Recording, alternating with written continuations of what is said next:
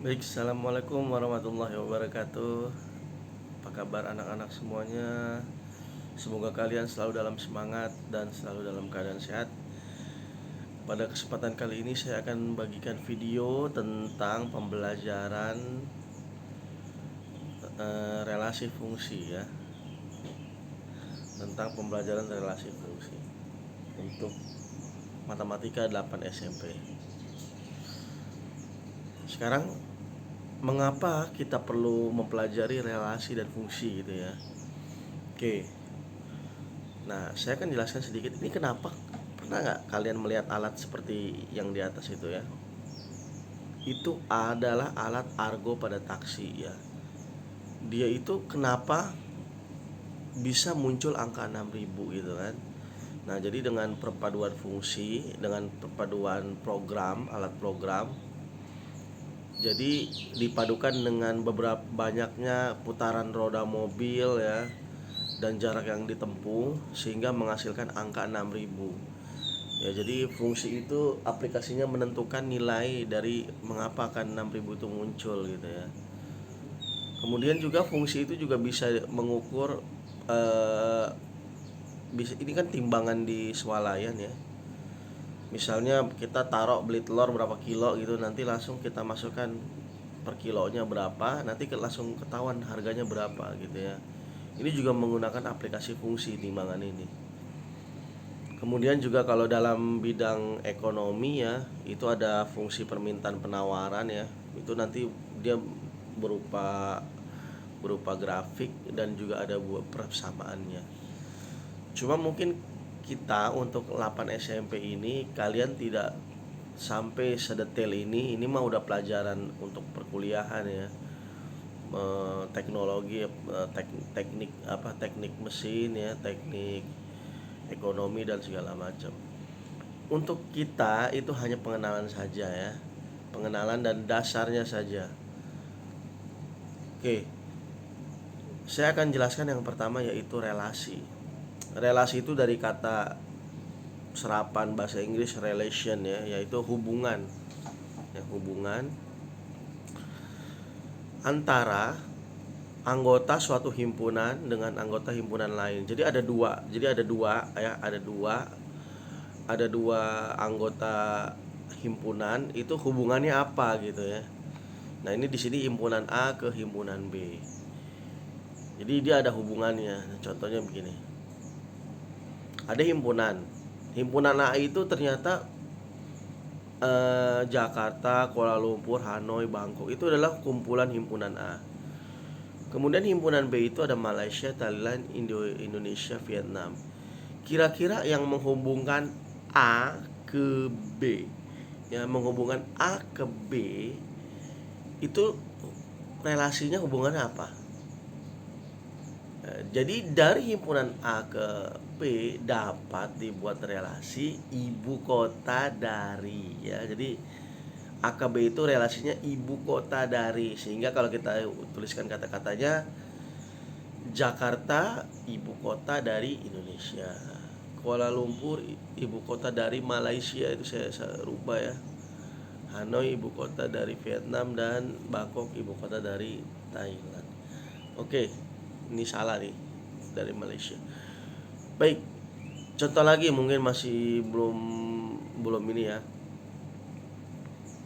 Oke, ada himpunan A itu 1, 2, 3. Himpunan B 2, 4, 6. Anggota-anggota himpunan A dan B itu kita dapat hubungkan dengan relasi, yaitu ini contoh ya, faktor dari misalnya. Kita akan membuat relasi faktor dari. Berarti hubungannya gimana? Oke, mungkin masih ada yang belum paham, Pak, faktor dari itu apa sih, Pak? Faktor itu apa sih, Pak? Faktor itu adalah angka yang habis membagi. Ya, angka yang habis membagi. Misalnya nih, 2 itu faktor dari 6. Betul ya. Karena 2 itu bisa membagi 6. Gitu. Oke, berarti bisa kita tulis hubungannya adalah 1 faktor dari 2 1 faktor dari 4 ya. Jadi yang satu itu adalah himpunan A. Kalau yang di ini ya. Di sini ini himpunan A, kalau di sini ini himpunan B ya. 1 faktor dari 6 ya. Bisa juga 2 faktor dari 2, 2 faktor dari 4, 2 faktor dari 6, atau 3 faktor dari 6. Oke. Nah, untuk selanjutnya penulisan begini ini nggak efisien nih. 1 faktor dari 2. Nah, dalam matematika kita memperkenalkan namanya diagram panah. Diagram panah itu adalah untuk memudahkan ya, untuk memudahkan agar kita bisa melihat maksudnya seperti apa. Oke. Nah, jadi cara menyatakan relasi itu ada yang pertama diagram panah, yang kedua diagram kartesius, yang ketiga itu himpunan titik atau himpunan pasangan berurutan. Oke. Nah, yang pertama diagram panah ya. Ini contoh lagi ya. Jadi ada himpunan A itu 2, 3, 4 ya. Himpunan B itu 4, 6, 8. Hubungan dari A ke B ya, itu bila kita ingin membuat relasinya adalah setengah dari, itu diagram panahnya seperti apa? Oke. Diagram panah itu kita kayak menggambar kayak ya begini ya. Nah, itu ada bulatan elips 2 gitu ya. Nah, A itu tulis angkanya ada berapa aja, 2, 3, 4 gitu. Kemudian di B itu 4, 6, 8. Nah, sekarang kita akan menarik panah. Namanya diagram panah berarti ada panahnya. Dari A ke B dengan setengah dari. Oke. Sekarang saya akan narik nih. Nah, 2 ke 4. Betul apa enggak? Betul. Kenapa? Karena kalau kita pakai kata setengah dari, kita baca 2 itu setengah darinya 4. Bener kan? Kalau kamu nariknya 2 ke 6 itu salah. Karena 2 setengah dari 6. Salah. Mana lagi yang setengah dari? Nah, 3 setengah dari 6. Betul ya. 4 setengah dari 8. Oke, ini nggak ada lagi ya gambarnya. Ya udah, gambar diagram panah itu seperti ini. Ya. Oke. Mudah-mudahan paham ya. Oke, lanjut lagi. Sekarang himpunan titik atau himpunan pasangan berurutan. Ya, seperti tadi ada anggota A ke B ya.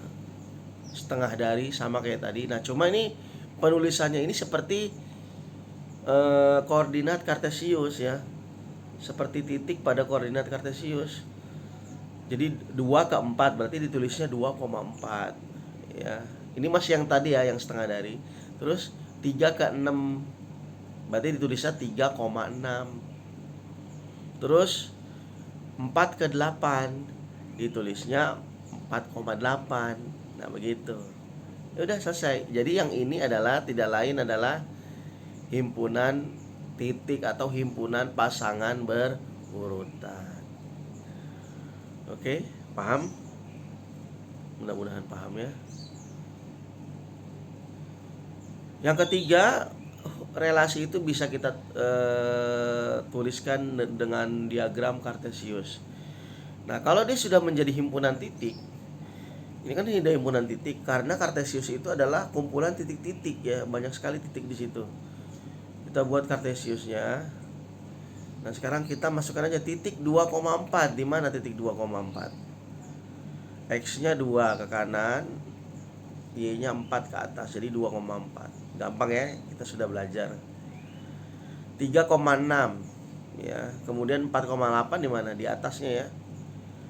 4,8. Nah, itu dia 4,8. Ya, saya ulangin lagi. Pertama 2,4 di sini, 3,6, 4,8 ya. Jadi diagram kartesiusnya sudah jadi, tinggal kita tarik garis ya. Namanya diagram atau grafik itu ada garis, ada semacam kurva atau garisnya ya. Kalau kita tarik garis ini menjadi garis lurus ya. Oke. Jadi ini bentuk relasi dari hubungan setengah dari, bisa disajikan dalam bentuk diagram kartesius. Oke. Sekarang kita dari relasi itu ya. Jadi dari relasi itu, dari relasi A ke B, kita bisa buat himpunan pasangan berurutannya berapa maksimalnya. Contoh, ini udah ada jawabannya ya, 9 ya. Misalnya nih, himpunan A 2, 3, 4, himpunan B A, B, C. Kalau kita buat hubungan-hubungan relasi pasangan berurutan, itu maksimalnya berapa? Ya. Nah, kita tulis begini. NA itu adalah simbol banyak anggota A. NB ya. NB itu adalah banyak anggota B. Kemudian NA kali B itu adalah banyak pasangan berurutan. Oke. Nah, jadi NA kali B banyaknya pasangan berurutan adalah NA kali NB. Itulah hasilnya.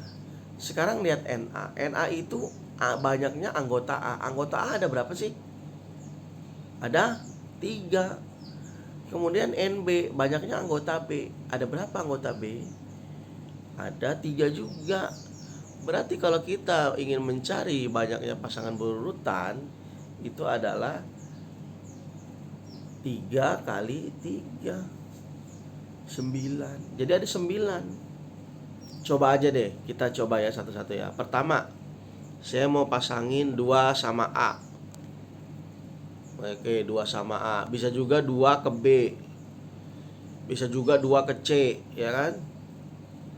Apalagi sekarang di A-nya itu 3. 3A, 3B, 3C bisa juga. Kemudian angkanya di A-nya 4. Berarti 4A, 4B, 4C bisa juga. Berapa maksimalnya? Ada 9 ya. Jadi maksudnya seperti itu. Jadi bisa dibuat titik ya dari A ke B itu dengan cara mengalihkan aja anggotanya. Baik, mudah-mudahan paham ya. Oke, biar lebih jelas lagi saya akan contohkan yang terakhir. Misalnya begini, kadang-kala ada suatu himpunan, tapi himpunannya itu dia pakai kata-kata gitu ya. Kayak misalnya himpunan A bilangan prima kurang dari 10 misalnya. Himpunan B faktor dari 12. Tentukan anggota himpunan A dan B. Terus kita buat diagram panah dengan relasi faktor dari, sama buat himpunan titiknya. Yang terakhir buat diagram kartesiusnya. Nah, ini anggota-anggota himpunan A dan B-nya aja kita belum tahu. Ya udah, kita cari bilangan prima yang kurang dari 10. Bilangan prima tahu kan? Bilangan prima itu adalah bilangan yang nggak bisa dibagi-bagi bilangan lain. Contoh misalnya 2. 2 cuma bisa dibagi 2. 3 cuma bisa dibagi 3. 5 nggak bisa dibagi-bagi lagi, cuma bisa dibagi 5 doang.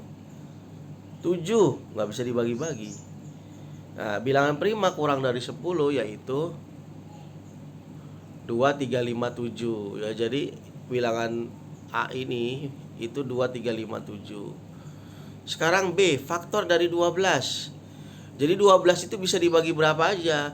12 bisa dibagi 2, bisa dibagi 3, bisa dibagi 4, bisa dibagi 6, bisa dibagi 12. Itu namanya faktornya. Oke, kalau sudah nemu angka-angkanya, itu akan menjadi jauh lebih mudah. Oke.